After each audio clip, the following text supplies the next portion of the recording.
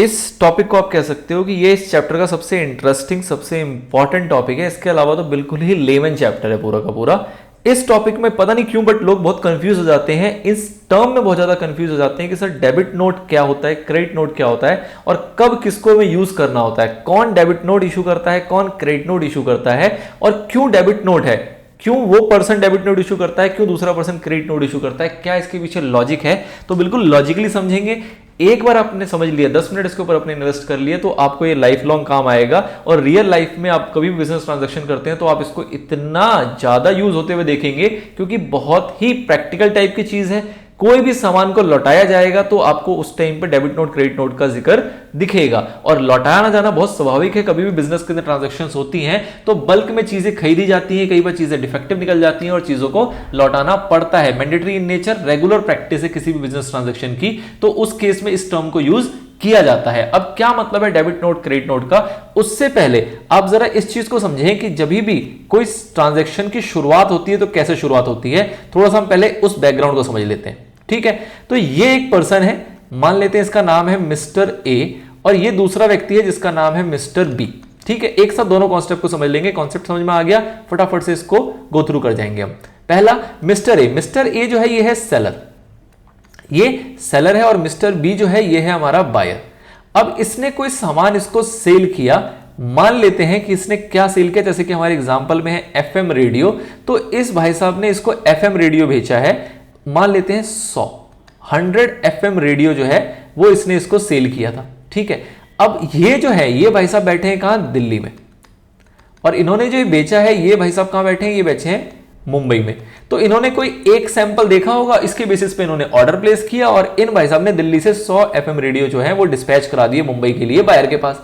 जब बायर के पास ये एफएम रेडियो पहुंचा तो उसने देखा, जब इन 100 को उसने ऑब्वियसली चेक करेगा वो, तो उसने चेक किया तो उसको पता लगा कि इसके अंदर से 20 एफएम रेडियो ऐसे हैं जो कि डिफेक्टिव हैं, जो कि काम नहीं कर रहे बाय एनी रीजन, हो सकता है। अच्छा, ये मिस्टर ए ने कहा भी था कि जब हम आपको सामान बेचेंगे आप उसको चेक कर लेना और आप चाहो तो अगले 30 दिन के अंदर अंदर उन सामान को रिटर्न कर सकते हो इफ फाउंड डिफेक्टिव। अगर वो डिफेक्टिव पाया जाता है तो आपको उसको रिटर्न करने का हम टर्म्स कंडीशन यहां पे प्रोवाइड करते हैं। इसी के बेसिस पे इन्होंने ट्रांजैक्शन शुरू की थी, ठीक है सर।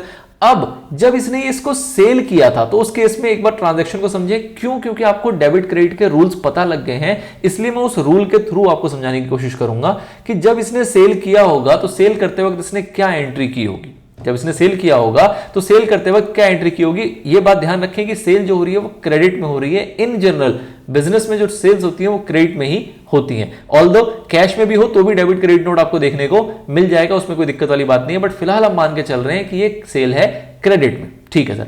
अब क्रेडिट में सेल हुई तो जब इसने सेल किया तो ये मिस्टर बी इसके लिए क्या बन गया, डेटर। मिस्टर बी क्या बन गया, डेटर, क्योंकि इसने उधार में सामान बेचा है, इसको इससे पैसा रिकवर करना है। तो ये इसकी एंट्री क्या करेगा, ये करेगा डेटर अकाउंट को डेबिट, क्योंकि जिससे पैसे लेने हैं उसको हम डेबिट करते हैं, तो डेटर अकाउंट में आ जाएगा मिस्टर बी। ये इसने डेबिट कर दिया। और 2 इसने क्या किया है, सेल्स। इसने क्या किया है, सेल्स। तो सेल्स अकाउंट, क्योंकि जो सामान गया तो उसको हम स्टॉक लिखते हैं। फिर हमने देखा था कि स्टॉक आप क्लोजिंग में यूज करते हो, अदरवाइज सेल को सेल लिखते हो और परचेज को परचेज लिखते हो। तो सामान इसके पास से जा रहा है तो सेल्स अकाउंट लिखा जाएगा और इसके पास पैसा आएगा भविष्य में, तो जिससे आएगा उसका नाम लिख दिया जो है डेटर, नाम के तौर पर मिस्टर बी, ठीक है।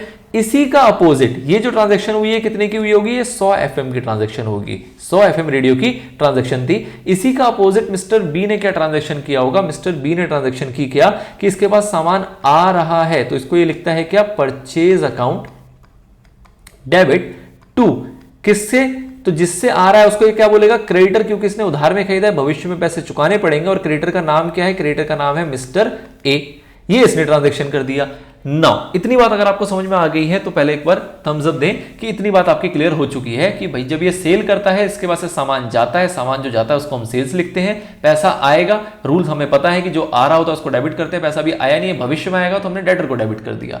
इसी का अपोजिट, इसको पैसे देने हैं पर आज नहीं दिया, भविष्य में देगा, उसको हम क्रेडिटर बोलते हैं, वो क्रेडिट हो जाएगा। और इसके पास से सामान आ रहा है और स्टॉक को हम जनरली यूज नहीं करते, उसकी जगह पे क्या वर्ड यूज करते हैं, परचेज या सेल। तो जो सामान आ रहा है उसको परचेज बोलेंगे, इसके पास से जो सामान जा रहा है उसको हम सेल्स बोलेंगे। 100 से इसने यहां पे इसको एंटर कर दिया। नाउ अब इस ट्रांजैक्शन से क्या यहां तक समझ में आ रहा है, इससे ये समझ में आता है सर कि इसको ये 100 एफएम के पैसे, एफएम रेडियो के पैसे इसको चुकाने हैं और इसको 100 एफएम रेडियो के पैसे इसको भविष्य में मिलेगा। अब अगर इसमें से इसके 20 एफएम रेडियो जो हैं वो डिफेक्टिव निकल गए, इसको लौटाने पड़ेंगे, तो जब ये लौटाएगा तो क्या अब इस क्रेडिटर को ये 100 एफएम के पैसे देगा या 80 के पैसे देगा? सर 80 के पैसे देगा, 20 तो इसने लौटा दिए। अब जब ये 20 को लौटाएगा तो ये क्या बोलेगा कि जो क्रेडिटर है ये 100 का रह गया या 80 का बच गया? तो सर ये बच गया 80 का। अब अगर 80 का बचेगा तो इसका इनडायरेक्टली मतलब क्या है कि आपको 20 रुपए की, मतलब 20 एफएम रेडियो की रिटर्न की एंट्री करनी है। इसको ये क्या बोलेगा? इसके लिए 20 एफएम रेडियो क्या है, ये इसको नाम देगा परचेज रिटर्न। क्या नाम देगा सर? Purchase return. क्यों? क्योंकि इसने परचेज किया था, ये रिटर्न कर रहा है। और ये क्या नाम देगा? ये इसको नाम देगा क्या?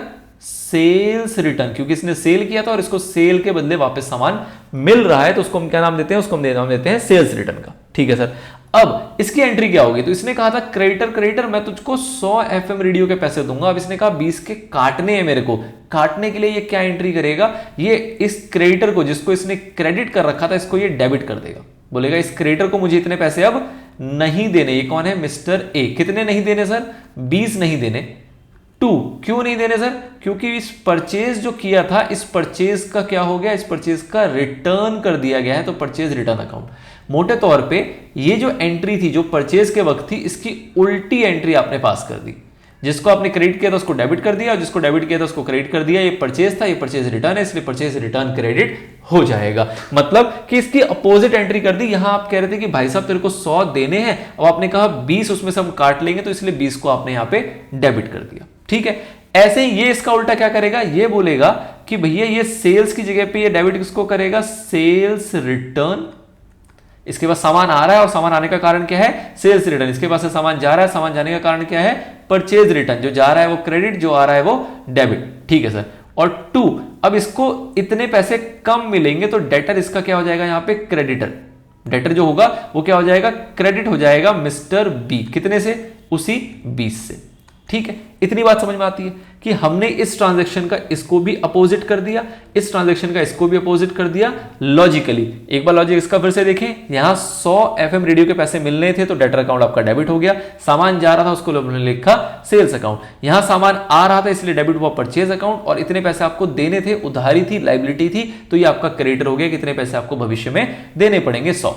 अब इसी का अपोजिट ट्रांजैक्शन हमने किया, क्रेडिटर को डेबिट कर दिया कि भैया 100 देने थे, 20 काटना है। तो क्रेडिटर क्रेडिट साइड में बढ़ता है, डेबिट साइड में घटता है। ये हमने रूल देखा था कि क्रेडिटर क्रेडिट साइड में बढ़ता है, डेबिट साइड में घटता है। तो हमें घटाने थे 20, तो हमने इसलिए उसको डेबिट कर दिया। 2 कारण क्या है? हमारे पास से सामान जा रहा है, जिसका रीजन क्या है? Purchase return. तो परचेज रिटर्न आपका क्रेडिट हो जाएगा कितने से? 20 से। ठीक है।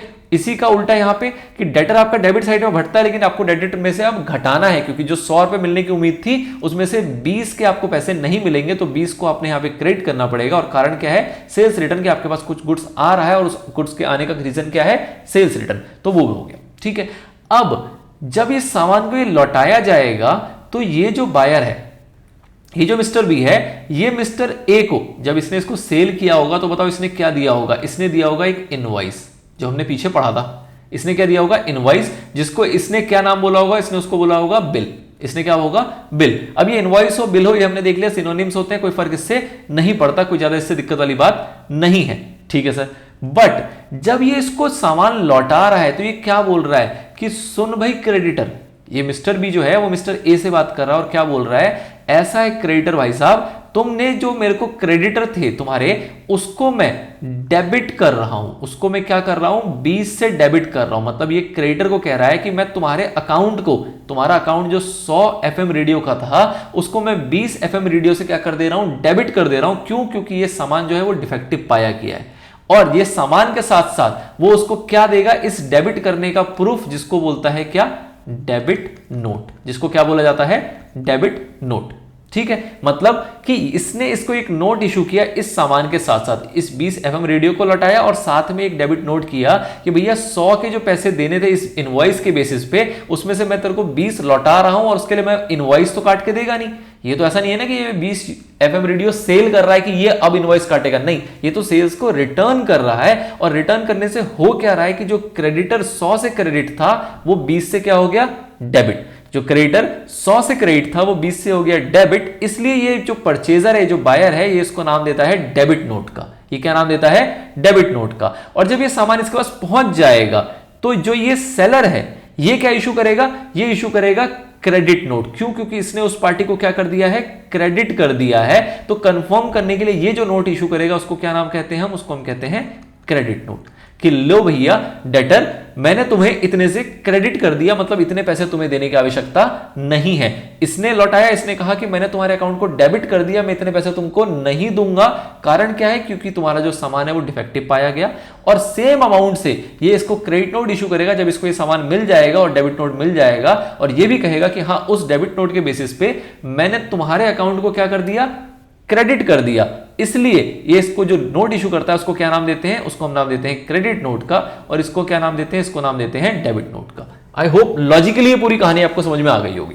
ठीक है, तो मतलब क्या है कि डेबिट नोट क्या है? एक प्रकार का डॉक्यूमेंट, एक प्रकार का सोर्स डॉक्यूमेंट जो क्यों इशू किया जाता है? क्योंकि हम किसी क्रेडिटर को डेबिट कर रहे हैं। ऐसा समझिए कि कोई भी क्रेडिटर को जब डेबिट किया जाएगा, क्रेडिटर कब बनेगा? जब आपने परचेज किया होगा, और जब आप परचेज को रिटर्न करोगे तभी आप उसको डेबिट करोगे।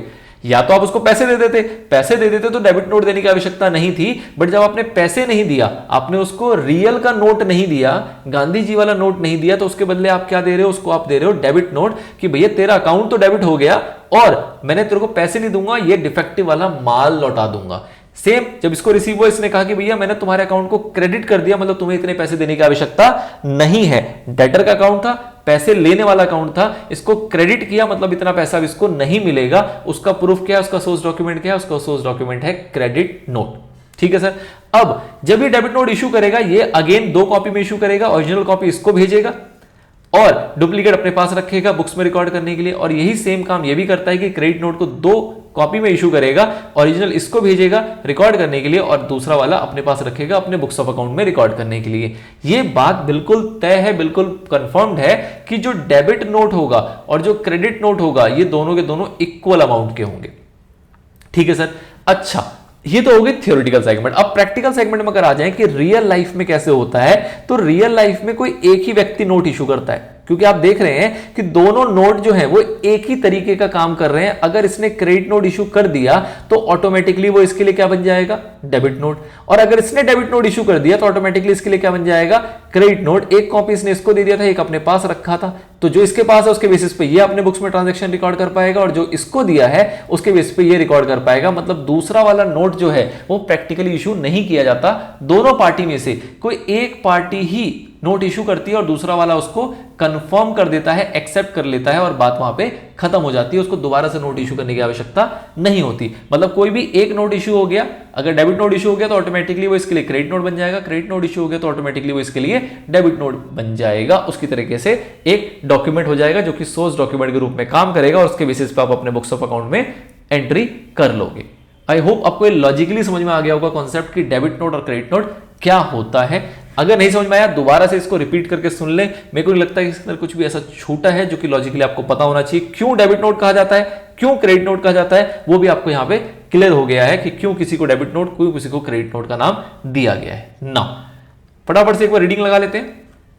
कह रहा है when we return goods to a supplier, when we return goods to a supplier, तो यहां पे किसकी बात हो रही है? पिक्चर को रखी ले, इसकी बात हो रही है। ये कह रहा है कि जब मैं गुड्स को रिटर्न करूंगा सप्लायर को, we prepare a debit note and send it to the supplier with the return goods. उस गुड्स को भेजूंगा, साथ में एक नोट दूंगा जिसका नाम क्या है? Debit note. Debit note is a document which indicates that the suppliers account is being debited. ये क्या इंडिकेट कर रहा है कि जो सप्लायर का अकाउंट था, जो क्रेडिटर का अकाउंट था, उसको मैंने डेबिट कर दिया है। It is a source document which contains the date of transaction, the name of the account which is debited and the amount and reason for debit। ठीक है, तो डेट लिखा होगा, इंपॉर्टेंट है, हमें पता है। दूसरा कि किसके अकाउंट को आप डेबिट कर रहे हो, जैसे कि यहाँ पे मिस्टर ए को कर रहे हो, ऐसे आपके पास 50 क्रेडिटर हो सकते हैं, तो आपने अगर 4 क्रेडिटर को डेबिट किया है तो उनके आपको बताना पड़ेगा कि कौन है व्यक्ति जिसको डेबिट किया जा रहा है, कितना अमाउंट है और क्या रीजन है। जैसे कि हम यहाँ पे बोल रहे हैं कि ये डिफेक्टिव निकल गया, हो सकता है डिफेक्टिव निकल जाए, हो सकता है आपके पास अधूरा सामान आ जाए, टूटा फूटा सामान आ जाए, काम ना कर रहा हो, कुछ भी रीजन हो सकते हैं। तो जो भी रीजन आपके पास डेबिट करने के, वो रीजन आप वहां पे मेंशन करते हो।